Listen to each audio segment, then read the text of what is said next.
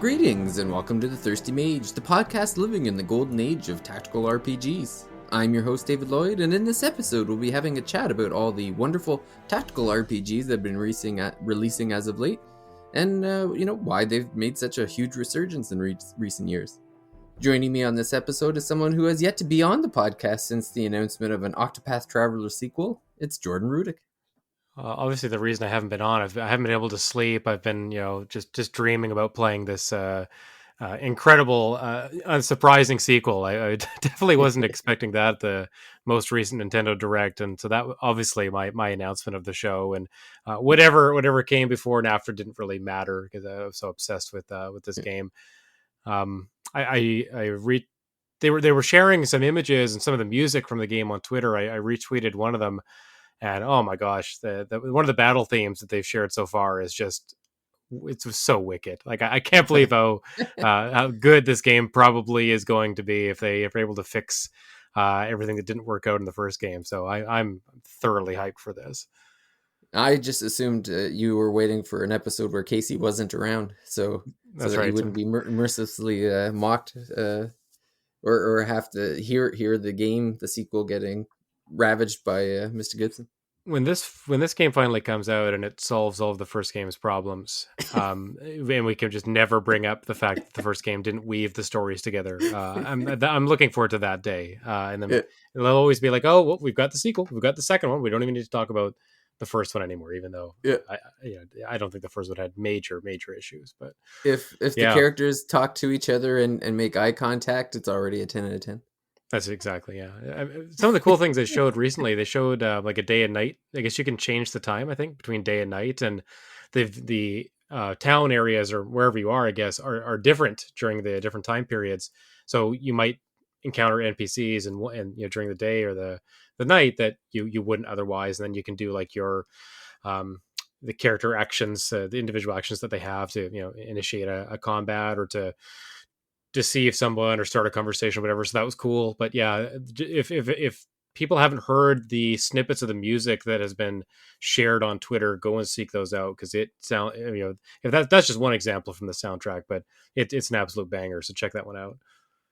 Yeah, I'm definitely I've been certainly one to criticize, and I also mock it at any given chance. But I certainly will be giving the sequel a shot. I'll be picking it up one way or another.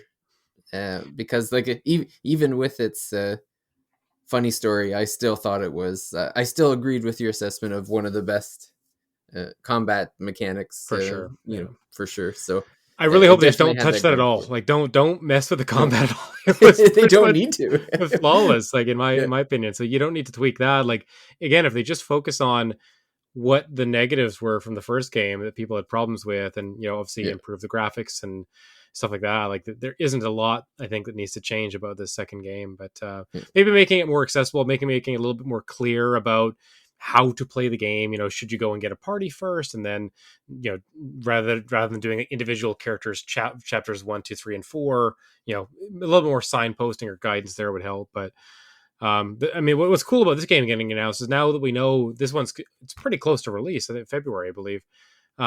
This opens the door to Bravely Default 3 or the next game in the Bravely series, even a potential Triangle Strategy sequel, or even another IP or another property entirely. So it looks like this Team Asano group is pumping games out at a pretty good clip. So it's almost feels like one a year or one every year and a half or something like that.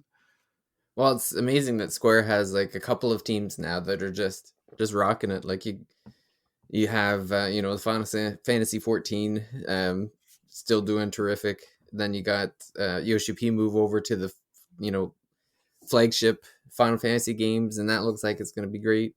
Mm-hmm. You got Team Asano just killing it with all the what did they call it, the font, the Square Enix font now, like the HD 2D font games. And and now I want to know who is making Dragon Quest 3 HD 2D. Like I don't think it's the same group. So it's just maybe a different group using this tech, right? But I wonder who is actually developing that. I don't know if they've announced that yet. But But I will be curious to find that out if it's the same as Dragon Quest team. But I think they're working on 12, so that wouldn't make Yeah, sense, right? So yeah, I'm not sure, but I am curious about that too. it's crazy seeing how much I think like we've talked about it offline how much Square's released this year, and then next year we could have Octopath Traveler 2, Final Fantasy 16, potentially Dragon Quest 3, Dragon Quest 12. Like just just the titles just go on and on. It's And those are insane. all like long-standing series, more or less, or Yeah. they're series, right? Think of all the games we're getting this year that are either remasters or remakes or entirely new IP, like Harvestella, for example. Three A more game. Voice of Cards next year. Oh, please, yeah, yeah. If we're lucky, it might end up being 6. I don't know, but Yeah. yeah, that's something. Did we get all 3 this year? No, right? We got Yeah, we 2. did. Yeah, I think wasn't it? Oh no, maybe it was One was October last last year, year. maybe. I Yeah, think October 2021 so last they year, can and do then 2 a year. right. Okay, 2 a year will be the limit. Maybe I don't know. Well, it's within. It might not be in the calendar year, but it's definitely 3 within like a 1 year period. Like I think it was like Yes, 10 months yes, apart or something. that's So true. Yeah, yeah, wild to think. yeah. But yeah, there's a whole lot of other RPGs that we're here to talk about, and it's funny because I was when we were thinking up this episode, the main kind of inspiration, I guess, would be another Square game, the Diafield Chronicle, Hmm. or yeah, the Diafield Chronicle, which also is one of those underlined font text games, even though I don't think it has anything to do with Team Asano. No, no. But when you've got I guess when they feel like they're nailing the logo, so why mess with a good thing, I guess, it's And the so many of their signature Square games, font now. are reviewing well this year. Like it's not like it's just a shotgun approach, and hopefully they'll have a couple of critical darlings. Like a lot of Yeah, their games have reviewed at 80 plus on Metacritic, which is very odd and impressive in equal measure. yeah, Um, Even now, I don't know that that's always going to equate to sales. Like for example, Diafield Chronicles, I think the Diafield Chronicles reviewing well, but I don't know that a lot of people are picking it up because there's going to be that burnout as well, right? Like you're releasing so many games, like Square Enix fans only have so much money to spend, and, yeah. and that's if they only are playing Square Enix games this year, and that's not necessarily going to happen either, right? Because other publishers are coming out with good stuff too. So, yeah, it's tough. Like I wonder if they're just kind of trying out this strategy of just unloading a cannon of titles this year. Like it reminds me of like you're at a sporting event, like a hockey game or a football game or something, and they've loaded up the t-shirt cannon and they're just firing it all over the stadium. One launch Yeah. here, September, October, November, April, January, just all over the place. And I don't know. We'll see if it works for them. We'll see if they want to keep up this clip next year or moving forward. I don't know, but it's funny. Like you see them sell off some of their Western studios, and they're actually, it seems like they're publishing more games now after Yeah. after dropping that weight, I guess. Well, and I mean, to look at what they're like, what's selling, I don't think those Western games were selling gangbusters or anything. Like I think the Tomb Raider remake or whatever they call it, or reimagining when it Reboot? first Yeah, I came don't out know. there. Yeah, Yeah, I don't think it did the greatest. Like I think it did all right, but I don't think it was nearly as popular as it was in the past. And hmm. I know Deus Ex, like it, that I know there's people that like that franchise, but I don't think Mankind Divided sold all that well. Yeah, So it's like, yeah. yeah, I'm not sure. if you can, I know lots of people criticize them for selling it, but it's like if you got that money and you're going to stick it into where the games are coming out and they're coming out good, then all for it, man. Like just focus on what's working. If they're putting that money or time and investment into more games, like some of the ones we're getting at the end of this year, that's great. But if they're putting that money into NFTs and what the hell's the other thing? Crypto and The blockchain blockchain, technology. It's yeah. not like integrating blockchain into the games. Like I don't want that. Use those profits for good, please, not for evil. Maybe that's the running joke at Square is that they're distracting the Square president with blockchain and NFT dreams, and all the while the artists have just taken over and they're just making everything they ever wanted to make, and that's Yeah, that's that's what's right. yeah. Well, that's why Koatsu is getting all the Saga games coming out right now. Yeah, because Someone is Someone's clearly got he's got the purse strings now, and he's just green lighting everything. Yeah, we're gonna re-release this and this and this. Yeah, There's another one of those. No one's really talking about. There's another one of those coming in a couple months too, like another remake or another remaster saga kind of thing. Yeah, yeah, man. Those yeah. I'm still like they must be selling good enough that because they just keep coming. That's another thing we're getting 1 or 2 a year of. It feels like a Saga games. When we Yeah. went years and years, maybe a decade without any, Yeah. and now it's 1 or 2 a year. They're heading into Voice of Cards territory here. Yeah, that's crazy. Like it boggles my mind how many games that Square can pump out. Like, especially compared to like it feels like Atlas only releases like a game every 3 years now. Like, what's going on there? Like, it's crazy. I don't know if it's like this kind of COVID holdover where Square managed it well or let people work from home or something, and now they've just got all this backlog of stuff that they got more coming in that they know what to do with. I don't know. And again, we know that there's a lot of other games they have in the pipeline. That's the surprising thing is they're putting out so much this year, but it's not like next year is going to be barren or the year after that. Like we know things are coming from them, big things too, not smaller titles. And the smaller titles are the ones they generally keep for surprises and kind of announce, 6 to 12 months in advance. We didn't need to know about Deerfield Chronicle or Harvestella. Like those are recent announcements that are coming within the same year that they are revealed to us, right? So, yeah, this episode's going to turn into just a Square Enix love fest, and I suppose that's fine because I think they kind of deserve it this year. Honestly, with it is a really tremendous output. Imagine if they didn't have to delay Final Fantasy 16 and it came out in the last half of this year too. Like that would. I mean, you almost want to at that point because it would be silly to do Crisis Core and FF16 both within like a 2 or 3 month span. It sounds like Crisis Core is coming out, and that's it. It's so easy to forget these games are coming out, But if you are just a diehard RPG fan and you can finish an RPG every couple weeks or every month or so, like you have something from this company to play every single month, which is kind of wild, right? Like you could just live off their games if you wanted. Yeah, which I mostly do. That's right. Yeah, you're gonna take you take your Square Enix collection, your Steam Deck, and go live on a deserted island. You'll be perfectly fine. Yeah, I just need maybe to bring a Starlink satellite with me so that I can download the games when they come out. Yeah.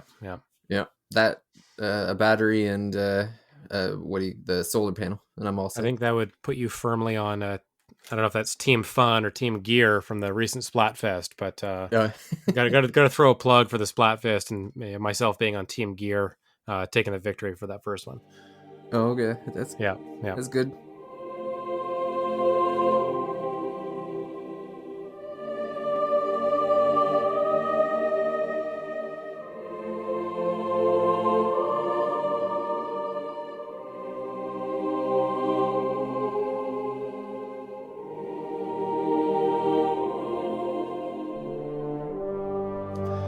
Yeah, good start. I forgot how much fun I think the Splatfests are. Just that feeling of camaraderie and just everyone kind of working together and then finding out the results. It is fun, and I've been playing Splatoon like once every couple of days or once a day, like just to get my first win of the day bonus. I'm really, I know it's not tactical or strategy game, or it's certainly not a Square Enix game, but I had to give it a little shout out before we get into our list proper here because I have been playing it a bunch, and the Splatfest was fun. I am looking forward to the next one. No, that's fair. And this is the episode to do it because Casey's not around. Because he would give you a hard time with that one too. Why does he hate everything that I love? So next he's going to tell me he hates Xenoblade Chronicles 3 too, which I also quite fond of now. Yeah, no, I think you're safe there. Yeah. But yeah, I guess before we get into the tactical game that we're playing and maybe some of the tactical games that are coming, we can look back at the tactical games that we played this year because it feels like most of... I was even thinking of like my top list of this year, and almost all the games are tactical. and I think I've almost played like one a month at least. Like there's been a lot. Like there's been a few that I played from beginning to end, and there's been a few that I've just dabbled in and had some fun with. But it's been a terrific year for tactical RPGs. And you've been a tactical RPG, just a tactical game fan for a long time, I think, David, right? Like, this is a genre you would gravitate towards for sure. Yeah, for sure. Like I enjoy them. Like it's the kind of the tactical RPGs, the strategy, the CRPGs, like all kind of. There's a bit of a bleed over in each of the genres, but yeah, I'm a big fan of those. Especially now that with technology getting better and better, we're getting even more advanced stuff. Like a couple of the games I played recently, like Hard West 2, has some pretty neat physics going on with it, with like ricocheting bullets off of multiple objects in the grant or in the battle area or whatever, and just having like a ton of characters on the screen now, like it used to be where you could only have so many sprites or enemies on the battlefield to begin with, and now like with everything getting more advanced, they can just get more out there. I know. Sorry, I was just gonna say you played the first Hard West as well. You might have even talked about that on the podcast at some point, if I'm not mistaken. No, I've never played the first Hard West. Okay, it sounds so familiar, that title, but I know I think there's been there's been a couple of games like it. Like there's I remember playing Mutant Year Zero because it was a couple years ago. And that was Wasteland or something like that. Is that what I'm thinking? Yes, Wasteland is it? Yes, I'm a huge Wasteland fan. Yeah. It was funny. I was actually looking at trying to get Wasteland 3 on my Steam Deck, and so I have Game Pass, and technically it's free, so I have it on my Xbox, but I can't there is an Xbox remote. There's a way to play Xbox remotely on the Steam Deck, but it's not like official.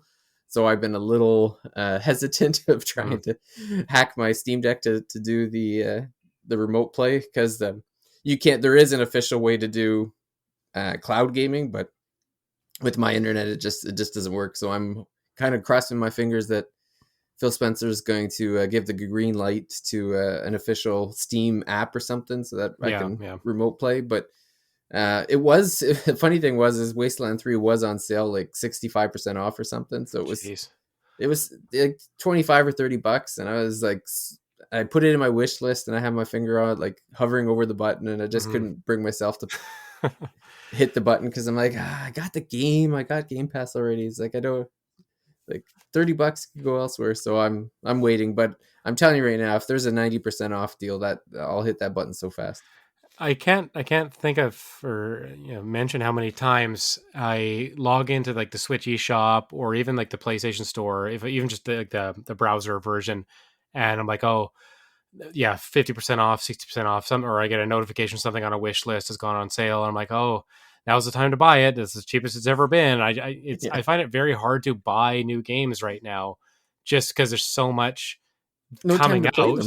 Like it's just so hard to go back. It's hard to go back and play old games when there's so many new things coming out. And I like the idea of playing new games, because I want to talk about them with people. And I know that, if I'm sharing thoughts or we're talking about it on a podcast, like doing that, revolving our conversations around things that are topical or recent just seems to make more sense. Like that's what people want to hear about. That's what people want to engage with. So to go back to old stuff, I find that just a little bit more daunting now. Like even just putting stuff on my Analog Pocket, like my understanding is now you can load Game Boy ROMs, NES ROMs, Super NES ROMs directly onto your Pocket and just put it on. Really? I guess get put it on a flash drive or put it on a SD card or something. I'm like, okay, I would love to figure all that stuff out and do that, but I'm like, I don't have time to. I feel like I don't have time or energy to go back and play all those old games, even though I would enjoy that when there's just so many things coming out. This year's continues to be bonkers with releases here. Yeah, well, yeah, I've got I put a bunch of those on my Steam Deck too, and I got like everything nicely with all the artwork, like the cover art and the box art and everything on there. Yeah. But it's mostly just to look at, because I just don't have time to play. I know. I'm in the same boat. If I want to have a day where I just set up all the stuff, I put it all together, and then when I want to play it, it's ready. Because I know that's half the battle. Half the battle is it actually being loaded and on your system and ready to go. But the other half is just looking at, a sealed physical games on my shelf, or games on my Switch that I downloaded from an earlier sale that I haven't played yet. And then looking ahead to like the list of games coming out and be like, oh, we're probably going to get code for this soon. Or we need a review for this. I'm like, I'll give you a funny example. I Someone reached out to me, PR for the game Taiko no Tatsujin. It's that drumming game where it's got that little cute drum figure, and it's like a rhythm game, right? They Yep. reached out about sending me the drum kit. And I'm like, oh, okay. Like, I didn't have any interest in reviewing this game, but if you're going to send me the drum kit, which my kids How can can you say use, no? then I'm going to review the game because I want That's to right. I want to try out this drum kit. So I'm like, now I'm waiting on this drum kit to show up in my house, and then download the game and review this drumming game, which I hadn't even thought about. So that I've Yeah. just added to my plate, kind of without any thought about or any planning or any. I hadn't expected that at all, right? So it's just funny though. You get those unexpected things happening too. Yeah. Well, it's something similar with me where I logged back into one of those like review aggregator sites where Yes, yes, yeah, so I logged back in there after the longest time, and because look, I thought I'd check out what the Steam stuff was, and then all of a sudden, like, it must have figured out or something registered that I was back or something, because all of a mm. sudden I started getting keys like offered. Yeah, yeah, And so I'm like, well, I'm curious if I can play this on my Steam Deck. So sure, I'll take, I'll take the sure, key. I'll play the game for a bit, and then all of a sudden there's like another one and another one, and I'm like, oh, okay, I'll just keep picking them up, and you do. It just, it's just it's a reflex. yeah. I It's get not it. even. There's no thought process like when will I play this or anything. It's just a reflex of, I oh, mean, okay, you sure, fall why not? down this rabbit hole again of just free games to play, free Yeah, games to check out, and it's very very hard to say no to playing games. And then if you have to write a little blurb about them or do a video, whatever, it's usually not too bad. But yeah, man, it's not to complain about this lifestyle or something like that, but there is that downside of just too much, just too much all the time. yeah. Well, yeah, I was even thinking that some of the games on my list for the tactical games all kind of came around the same time, and I remember Yeah, like yeah. Monarch is actually one of my top games of the year, a tactical RPG, Hmm. and but I remember like playing that very quickly because again I got that a week or two before it came out for to Hmm. review, and uh, really liked it, but I just felt a little rushed through it where it's like, oh, Yes, I'm really enjoying this, and I kind of want to savor it a bit, but I can only savor so much.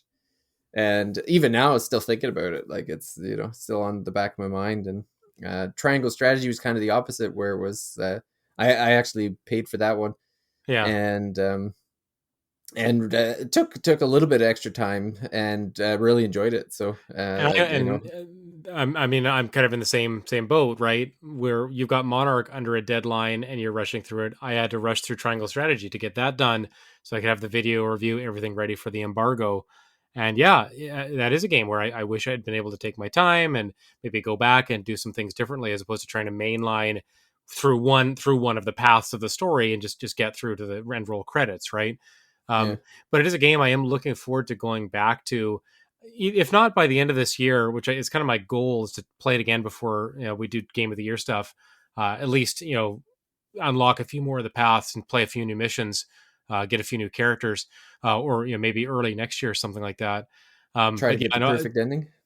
I mean, I don't even know about if I care about that or unlocking all the Yeah, endings. I just want to go back and like play through it a little more methodically and just yeah. not under that pressure. Like start a new game plus and just play it at my own pace, as opposed to worrying about how much did I get through today.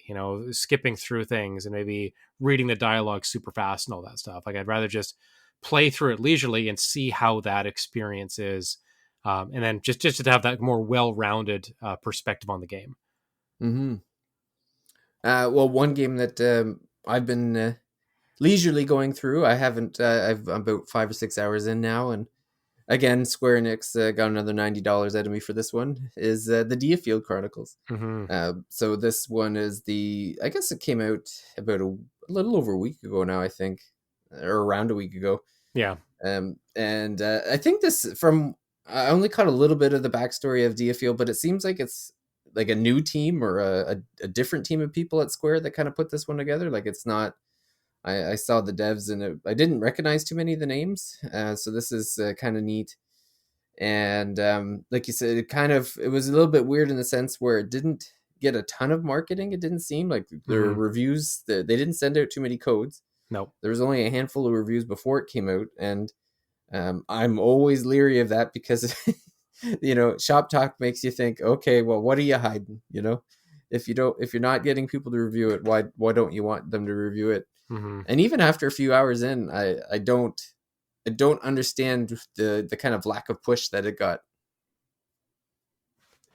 Yeah, I don't know about that either. And they had the demo, which is good, usually generates some buzz and word of mouth and stuff like that. So that I'm sure that must have been part of their strategy or part of their, intention to get that word of mouth out there. But yeah, I don't know what happened here. I know that people who've played it seem to enjoy it and the reviews that are out there are good, but yeah, it's been an odd one for sure. Yeah. And so you played the demo, a little bit of the demo. Which platform did you end up playing that one on? Just on Switch. So I had the demo downloaded for a while. I don't have any issues with the performance or anything like that. I've played just about an hour, did the first 3 missions or so. My understanding is the demo progress does carry over, so Yep. that's always a nice thing to see. And Square has Mm-hmm. been doing that quite a bit. Um, yeah, performance is fine. I think the characters look a little funny. I don't know Yeah. if I love the art style of the kind of 3D environments. I don't mind the top down when they get into the battles, and I like the character portraits. But when they get to the kind of 3D roaming about the little mansion area where you can like upgrade your skills and go to the shop and all that stuff, I find those character models a little bit off putting. That is one of my I suppose gripes with the demo so far is I don't love that segment where between battles you're kind of roaming around the castle area, mansion area, whatever, Chit talking to chatting. people and stuff. Yeah, doing the chit Yeah. chat stuff. Reminds me a little bit of Three Houses, going around the university and the church and stuff like that. But yeah, but I think the combat's great. I like it quite a bit.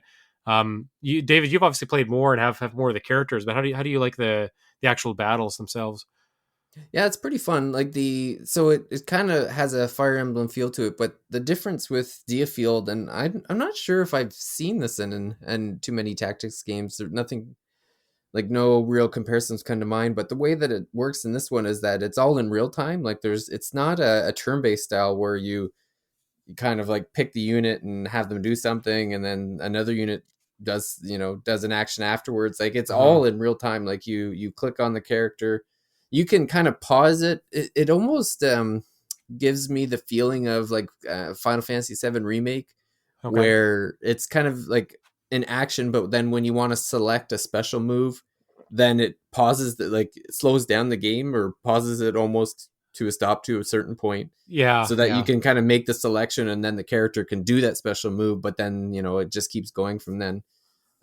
So it's kind of neat that way. I was a little apprehensive at first because I was a little worried that it was going to be too chaotic, because I was like, if there's no stopping it, like, is there really going to be that much strategy involved? I mean, um that's kind of where it moves from being a real time strategy to a tactics game is when you mhm. can stop the action and assign orders to your units without that pressure of worrying, what the enemy's going to do. Or I think the mission timer also stops at that point too, if I'm not mistaken.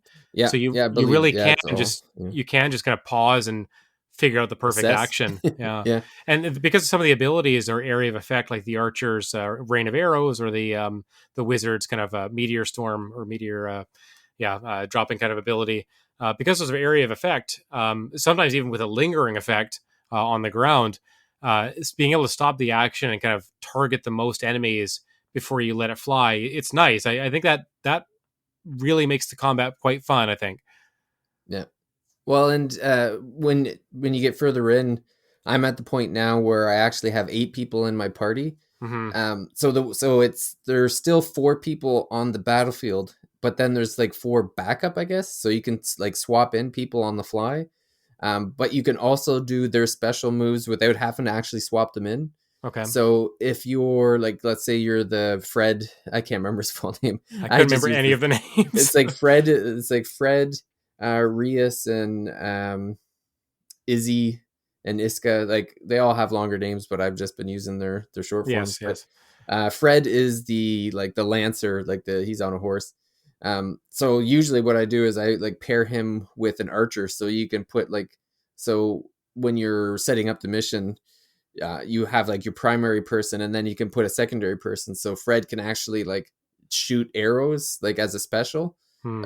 Because what happens is the archer that I put into the second position kind of pops onto the screen and shoots, does the arrow move or whatever, and then it switches back to Fred when that's done. So it's Right. That's cool. so there's the strategy kind of builds and builds throughout the game, because it unlocks like a million different things. Like there's like weapon development. There's one of the, I don't know what they call them in this game. I keep forgetting, but there's as you defeat characters and pick up like the blue orbs on the ground, Mm-hmm. you have this like like an eidolon, I guess. Like Yeah, it's like a summon or an eidolon or something like that. yeah, I can't remember what they call them in the game either. no, But I can't remember. I just know the first one is Bahamut, which is yeah, funny because that's usually the last one. that's right. Um, but yeah, and this, so you can actually upgrade the summons too. Like you can add power them up and give them extra abilities and that sort of Mm, thing. So that's cool. I'm up to 3 now. The second 2 were I was when I first saw Bahamut, I was like, oh okay, are they going to be all like Final Fantasy summons? But the next 2 weren't. One was I think it's pronounced Fenrir. It's like the wolf. Yeah, I mean, Fenrir's been in some of the Final Fantasy games. It's in Final Fantasy VI for sure as a Oh right, yeah, not yeah, not Materia and Esper. Yeah, yeah. I can't remember. There's a deer that I'm missing. I can't think of the name of, but they look like kind of like a deer, and they come and do like a cure or a heal for the party. not Uh, Kyron or Kieran. no, it had a longer name, and I Okay. can't think. It was like a weird name, but it wasn't one I immediately recognized. But Hmm. could be an Esper Eidolon in another Final Fantasy game. But yeah, there's that development, and there's weapon development. There's SP that you can use towards getting new abilities. There's AP that's specific to the characters themselves, like to Hmm. build up their personal stats. Right. There's inventory management. There's item management. Like it's crazy. Like, but the funny thing is like with all of these things on top of each other, I haven't had to do too much. Like it's mostly surface level. Like I haven't Hmm. had to really like dive into these things to keep on pace with the game. Like I'm still beating the levels under the time limits to get like the full upgrades or the full benefits, like the bonuses And you're just that you kind of doing get the for doing bare certain minimum things. outside of combat to improve your, like, you might go to the Yeah, shop, buy a new weapon or something like that. yeah. Unlock stuff in the skill tree is pretty easy to do too.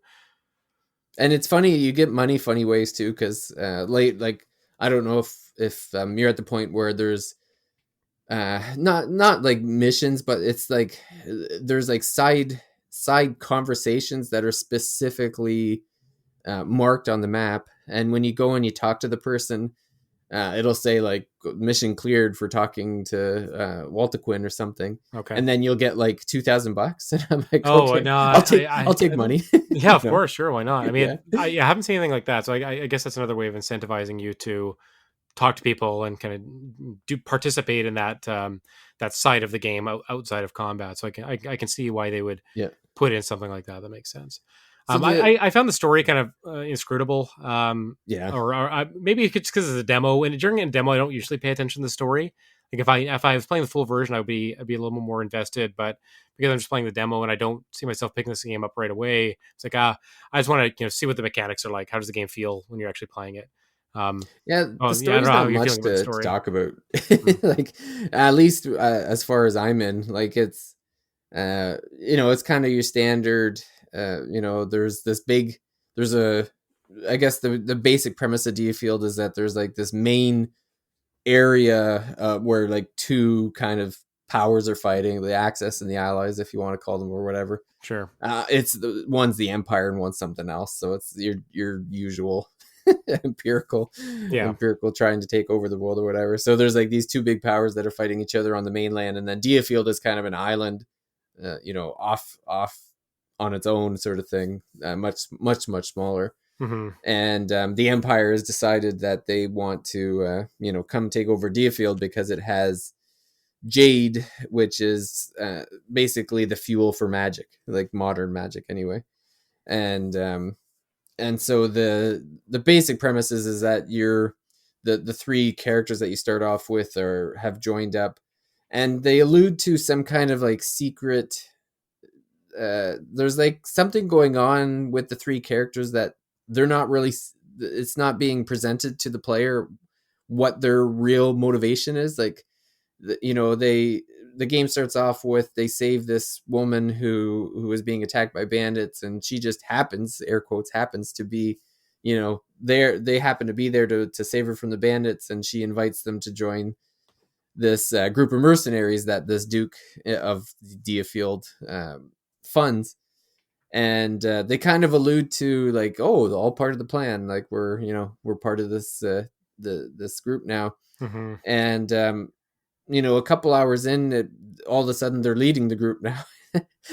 By like, there's, I guess I won't spoil too much, but like something happens which feels like it should have been a bigger deal, but was kind of just brushed off with like, oh well, crap happens.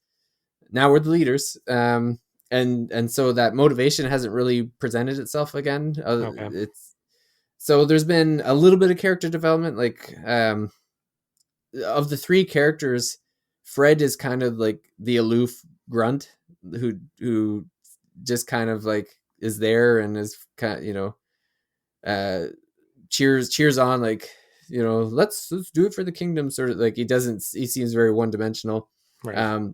Izzy, who seemed like had the most interesting backstory because her father was like a renowned warrior, and she's kind of trying to live up to his things. Like she's kind of fallen out of the story completely for some reason. I don't know why.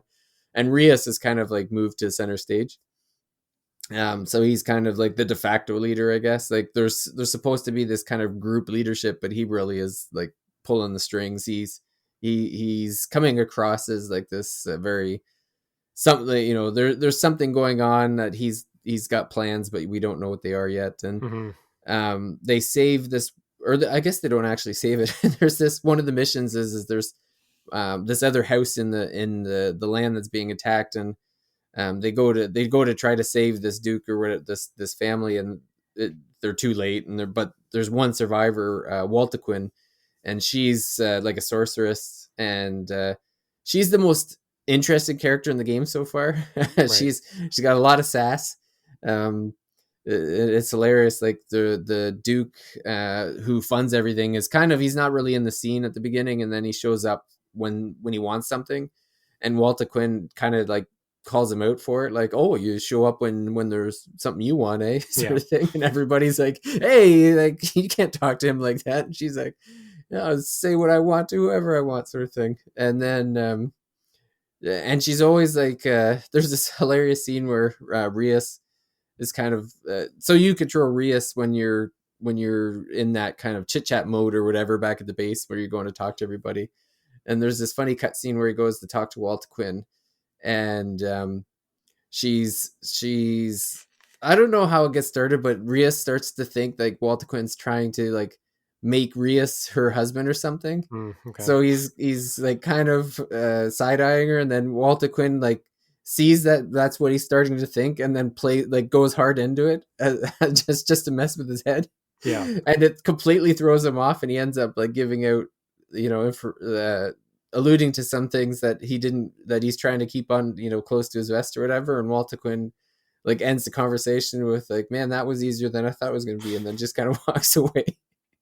It's like, man, like she's definitely the standout for me so far. Yeah, I was looking at how long to beat. So it looks like this game is about 15 to 20 hour range, which isn't too bad. Which I kind of find that appealing. That actually, seems, yeah. Like seems short. Like maybe it is 15 to 20.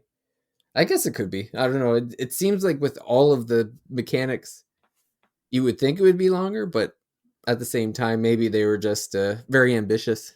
Yeah. As soon as I started playing the game and I saw that like recommended time limit of 4 minutes, then you said moves up to 6 minutes in some of the missions you're playing now. Yeah. That's just not a lot of time. Like it's not like, I think of some, I don't know why I'm comparing this to Command and Conquer. I guess that's the real time strategy that comes to mind. But Command and Conquer missions, you don't complete them in 4 minutes. Like obviously you have to build a base and collect resources. And there's a lot of stuff going on there. Whereas this is just kind of moving units around and taking out other units or capturing specific landmarks or whatever. But when you see every combat missions in the 4 to 6 minute range, ideally, and the fact that you can speed up the combat as well, which I love, Hmm. I can understand why you'd probably get to 15 or 20, 15 hours if you were probably rushing through, not doing a lot of the side stuff. I can see why that might make sense. But yeah, I want more of those after 45 hours in Xenoblade Chronicles 3. I'm always on the lookout for something in the 10 to 20 hour range after that. So.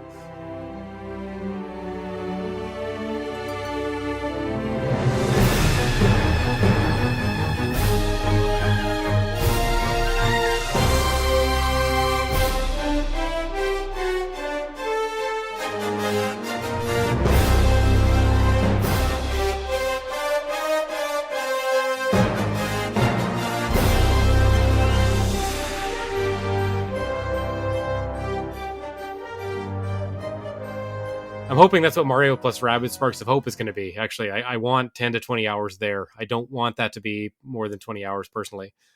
Yeah, what was the first one? What was that? Was like 20? Was that 30 hours? I don't. Maybe with the Donkey Kong DLC, it might have been. I don't remember spending that Feels much so time on long the ago base now, game, doesn't but it? it was. I mean, Yeah. 2017, the first year of the Switch. I mean, how many more games have you gotten in the main in between then and now, right? Like, Yeah. I would maybe say 2025, and maybe the DLC was like another 5 to 10, something like that. Yeah, But that sounds about right. yeah, yeah. Oh, it was great. I'm very Yeah. much looking forward to that next one. But Which is another tactics game that's coming out yeah, later no, this year. totally. I mean, this might be a good time to just move to some of the tactical RPGs that are coming, and there are a bunch. That is one. If you haven't checked it out already, I did a preview. I flew down to San Francisco. Talked about that a little bit on Twitter. So yeah, we played 3 to 4 hours of the game. I wrote a preview of that. Check that out on NintendoWorldReport.com. But I think it's great. I can't wait to play more of that game. I'm really excited for it. I think most of the previews were positive and seem to think that the game is going to be an improvement over the original. So if you like the first one, you probably like this one. Hmm. David, and did you? Now I'm going to bring this up for a reason, but did you play the DLC, the Donkey Kong DLC specifically from the first game? Yeah, I feel like I definitely reviewed the DLC. I can't remember if I reviewed the first game or not.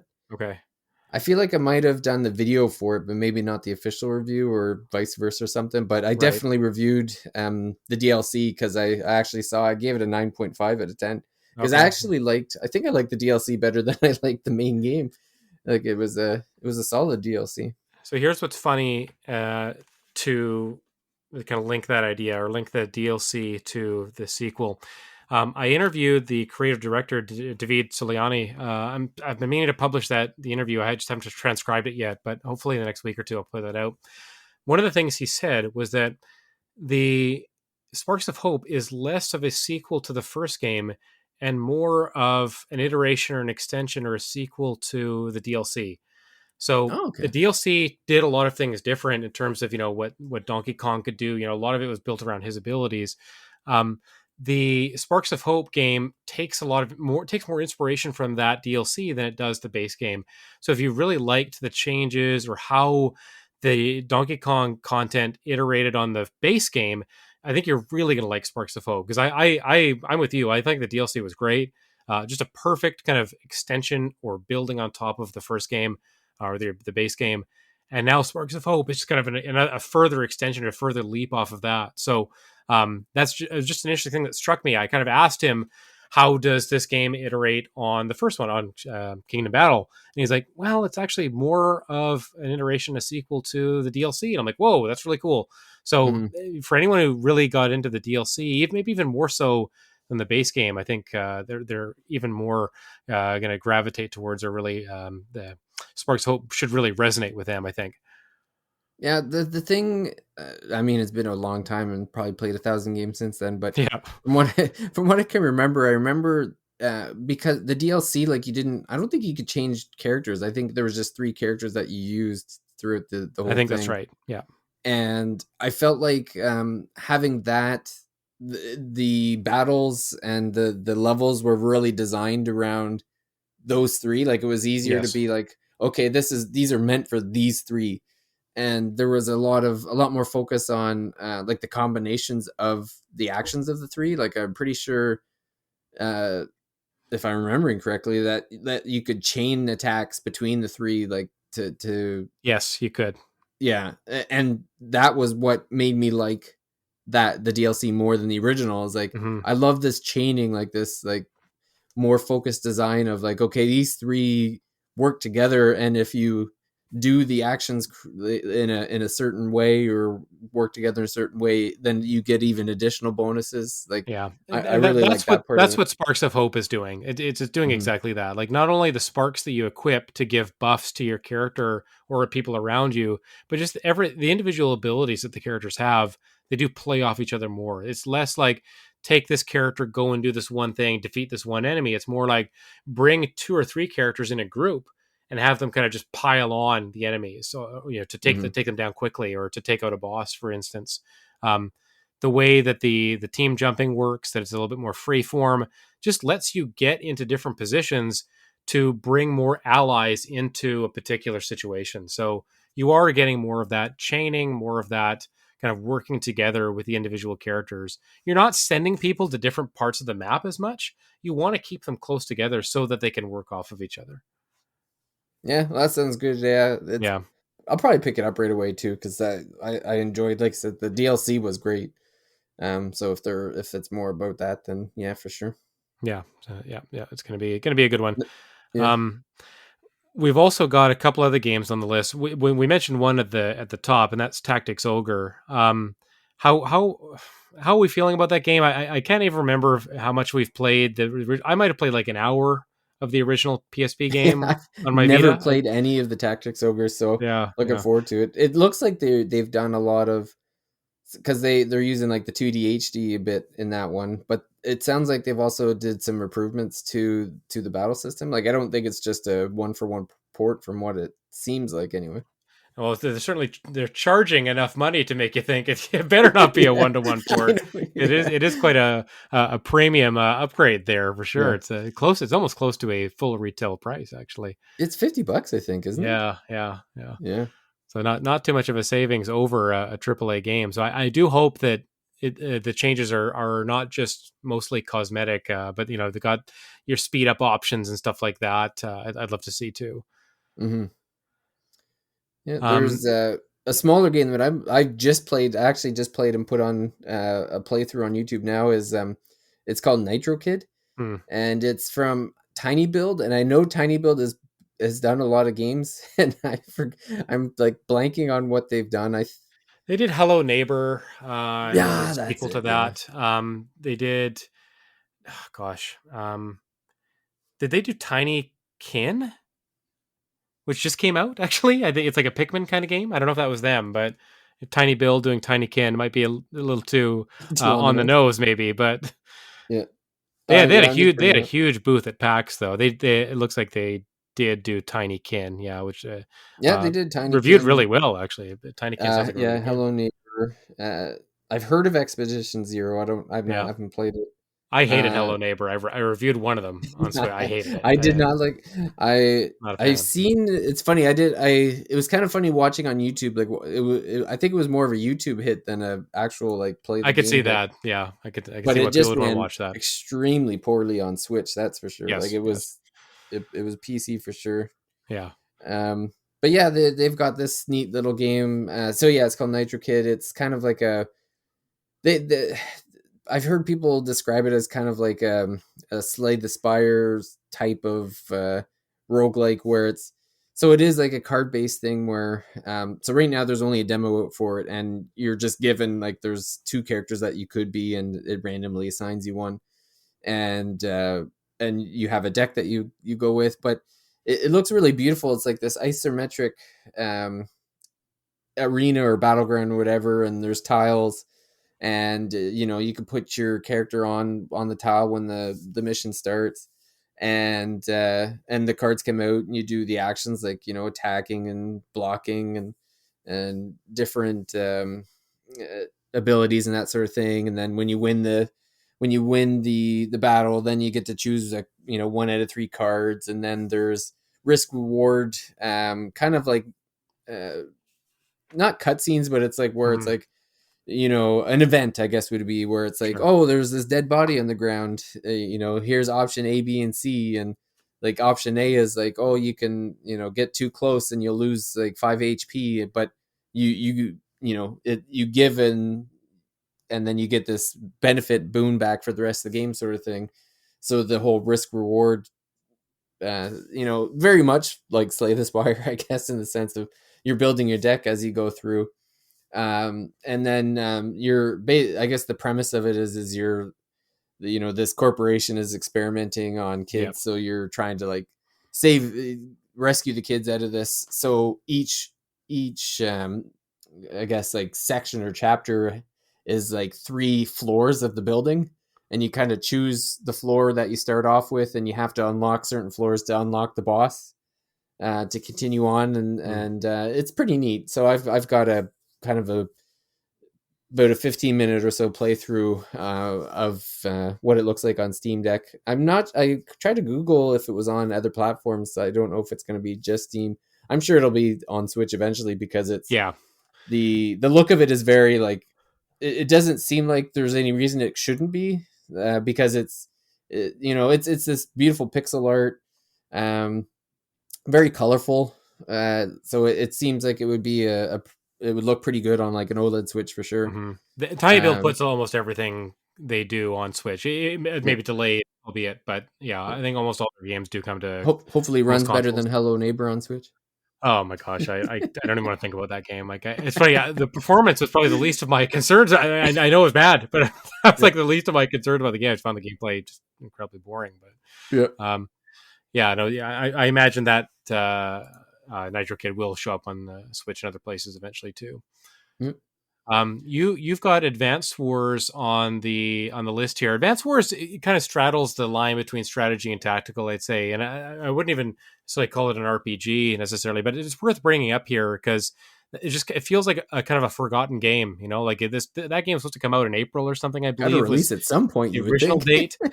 Yeah, One I don't know day. if Putin could just get out of Ukraine, and we could Yeah. finally get our Advance Wars game out. But I don't know when I don't know when they're going to release this game, or if it just gets shadow dropped or something. The thing is, you can't really shadow drop a retail game, and this game is going to be a full retail release, so Hmm. there has to be some kind of lead up to it. But it getting quietly pushed to next year would not surprise me at all. I'm not expecting it to come this year. I am looking forward to it. I love those Advance Wars games.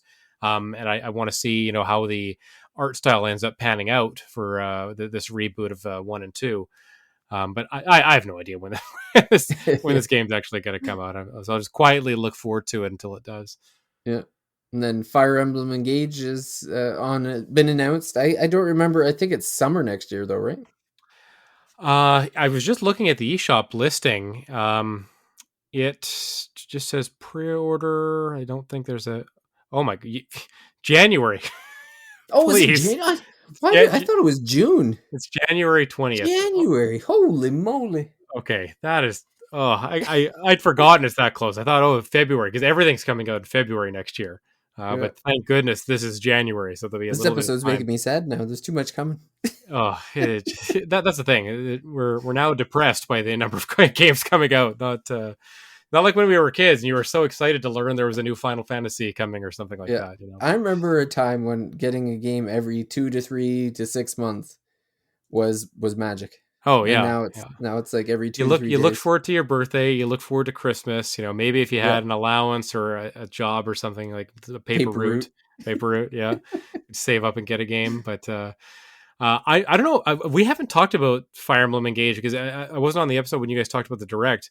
How are you excited about this game? How are you? What's your kind of hype level for it? I don't know. Like I haven't really played Fire Emblems besides Three Houses, so Yeah, to when they're bringing back all these, like, I recognize the characters mostly from like Smash Brothers yeah, yeah. like I played Awakening, and I know some of the characters and stuff. So like when I see them, I know who they are, but Yes. it's not like if I was playing a Legends of Hero games and all of a sudden like Estelle or Reen come out, like it's not that same feeling to me. Like Yeah. it's like, oh yeah, there's Roy. Sure. You know, I've heard that that name guy, before. the guy with the I've heard sword. the Smash Bros announcer chanting Roy before. Yeah, Yeah. that's right. Yeah, Ike, Yeah. whoever, like Marth. it's Yeah. Yeah. Marth. Yeah, like so it's. I mean, so it's. I like Three Houses. I enjoyed Three Houses enough that I think I will enjoy Engage. So that's Yeah. kind of where my excitement comes from. It's like, well, whatever. It's Fire Emblem. It's on Switch. It'll probably be good. What I'm excited about, and I am excited about this game.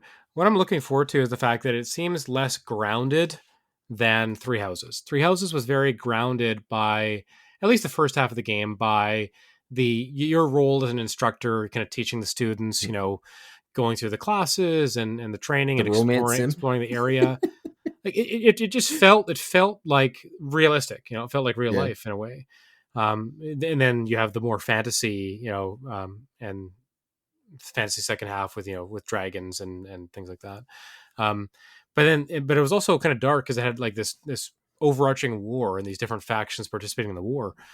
And from what I can see, and we haven't seen a ton from Engage, but just the fact that it's so colorful and it just seems to have more of a fantasy look to it. That I get the sense it won't be as grounded. You have these heroes of past Fire Emblem games coming back, and that premise itself is already unrealistic, right? That is not grounded in reality. That heroes of yore are somehow appearing in the present day Yeah. of the game, right? So Yeah. it's already got this. Its central premise is one that suggests it's not going to be so grounded, and I'm excited by that prospect. I think that after Three Houses, which I enjoyed, I want something different from that. I want something that's a little bit more out there and maybe pushing the boundaries of Fire Emblem a little bit. Because Fire Emblem, you kind of know what you're going to get, right? You know what the tactical combat's going to be. There's going to be relationships, units pairing up, recruiting, side missions, things like what's going to happen there. So I want the story and I want the world to stand out, and so it looks like we might get that. I hope that's the case. Mm-hmm. No, yeah, I would agree with that. After playing Three Hopes as well, I think I'm also a little bit more energized to get back into a traditional Fire Emblem game, right? Like spending so much time with the Three Houses characters or spending more time with them. It's like, oh yeah, I love these characters, sure. But playing Three Hopes, I'm like, as good as it is as a Muso game, it's not a tactical game. So I'm happy to get back to the tactical RPG side of the Fire Emblem universe with Engage. And gosh, January is just around the corner too. That is kind of wild. Yeah. Not that we need any more game announcements, but as a kind of a mini last call, I was thinking of. Do you think Square Enix is going to be doing anything with Final Fantasy Tactics, or do you think that's just kind of in the back of their minds now? Yeah. So, because I mean, Triangle Strategy is, it was a hit. They can. It's kind of a spiritual successor in a sense. Like, do they need to go back? I guess is the other question too. I suppose. Yeah, and I mean, I played that game. I don't remember the name of it now. I played a game at PAX that again looked exactly like Final Fantasy Tactics. I bringing something back like Tactics Ogre does, of course, give you hope that along the way or somewhere down the line we're going to get Final Fantasy Tactics remastered or re-released. I think it was in the Nvidia leak as well. I think that game was mentioned. Yeah, I forgot about that. Almost every a lot of the games from that leak have either been announced or come to pass. So the veracity, how much we want to believe in that leak seems to grow by the month. So there is a lot of hope for that game eventually coming out. I do think we would get it, but it's more like what form is it going to take? Is it going to be kind of along the lines of the Tactics Ogre situation, and maybe they're going to wait and see how well that does, and are people willing to pay that much for what maybe not is a incredible overhaul of the original game? And if they can make money off, a more bare bones remaster re-release, then maybe they'll do that. That said, I think Final Fantasy Tactics is revered more than something like Tactics Ogre or any of the Saga games, maybe even more than Live Alive. So I think however they treat Final Fantasy Tactics, they have to be very careful. A lot of people have very fond memories of that game. So whatever you do with it, I think, at least I hope, and I do think that they would want to do it justice. Yeah. Well, that'd be interesting. Like I'm thinking, I think it's War of the Lions is the one I ended up playing on Yeah. Vita, I think. Yeah. So I would, and I played a bunch of it, but I remember cramming it in. I think we did an Yeah. episode on it, so I felt like Yeah. I kind of blew through it as quickly as I could. So Mm-hmm. the memory retention is pretty low, so Yeah. I wouldn't mind playing it again. And if they do kind of give it a good, thing of polish to make it something nice like that, if they're overhauling it like Tactics Ogre, I think that would Mm-hmm. be even more incentive to pick it up. But so yeah, it's funny. I forgot about that NVIDIA leak because, like you said, so much of that stuff has come true. So it Yeah. makes you think like, and it makes sense that it would be in the hopper at some point. I mean, they Look at got all the so much games to they're putting release. out. How can you put anything past them at this point? Yeah. Like, not just, again, we've talked about this balance that they have between re-releasing old content and coming up with entirely new games, and new franchises, and then even sequels, right? Like they're really doing everything. So Yeah.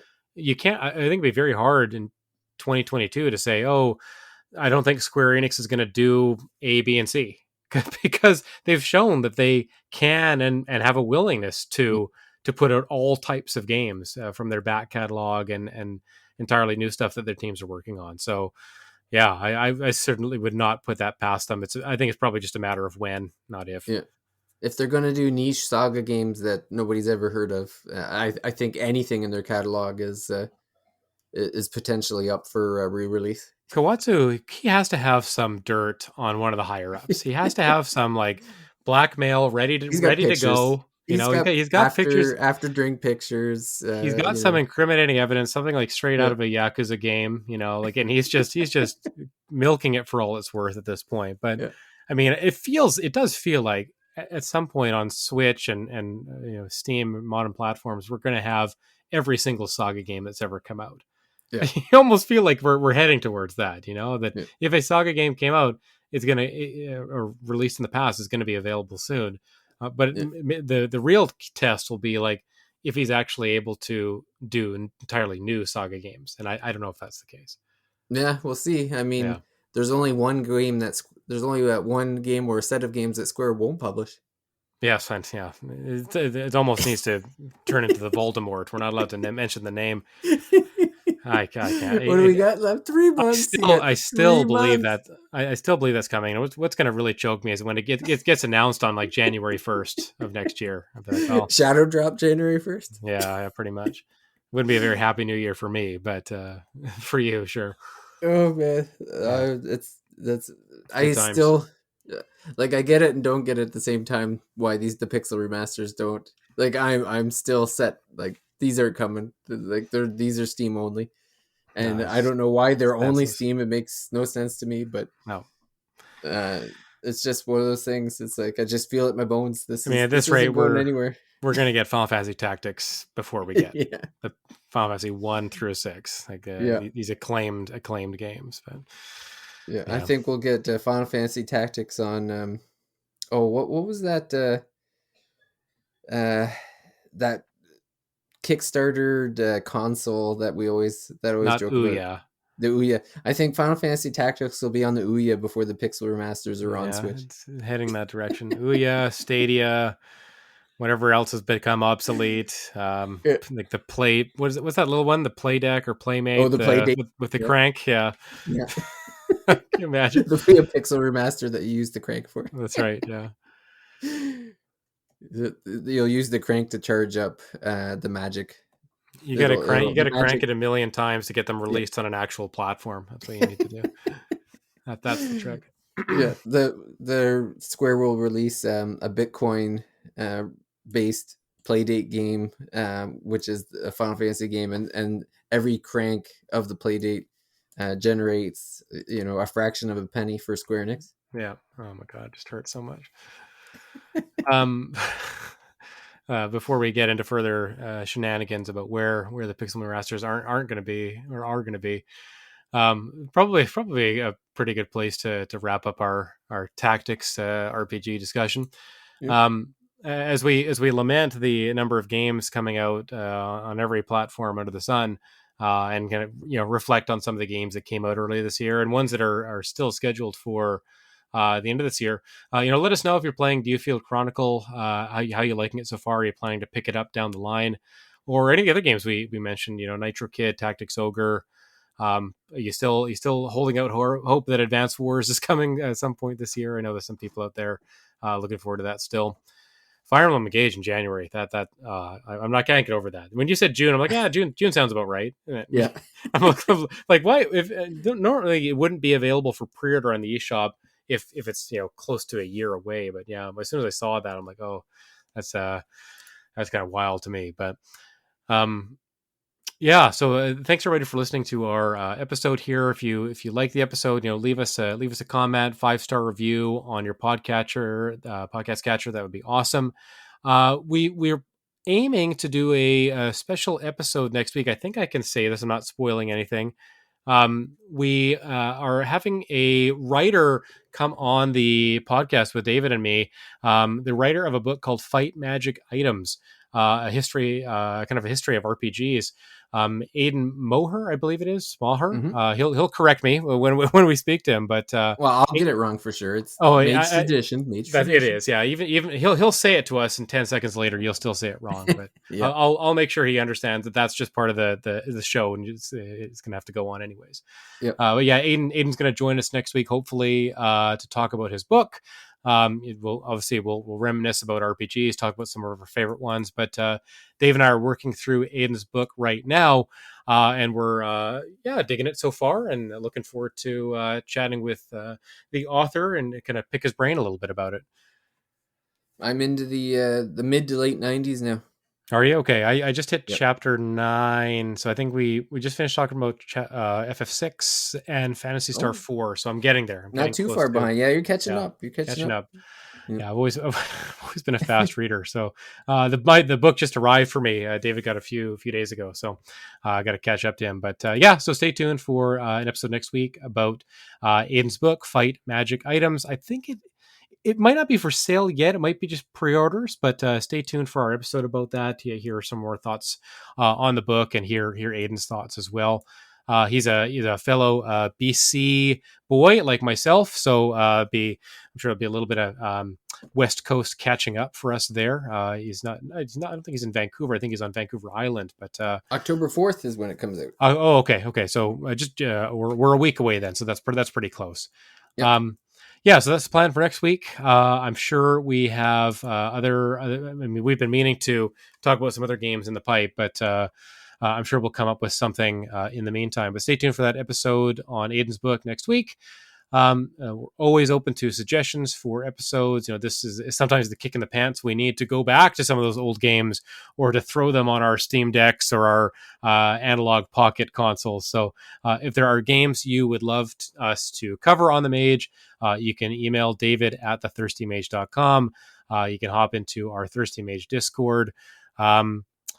Or like I said, just leave us a review on whatever, on Apple, on iTunes, or on Spotify. Can you leave comments and reviews on Spotify? I think you can ratings, now. But, okay. I think it might be a new thing. I know you can do ratings. I'm pretty sure you can at least rate. I don't think you can put comments on Spotify, but you can. Okay. I just discovered that I can put questions. Okay, so you can answer the questions. And then you can answer the questions. And then if you had something very specific you wanted to say about the podcast, I guess you could put it in your answer too. There you go. Right. Yep. So no shortage of avenues to find us, to prod us into doing a particular, covering a particular game or series. We would definitely welcome that feedback. But yeah, thanks everybody again for listening. Hope you enjoyed our discussion of tactical RPGs. And we will talk to you again next week. Bye for now. Bye.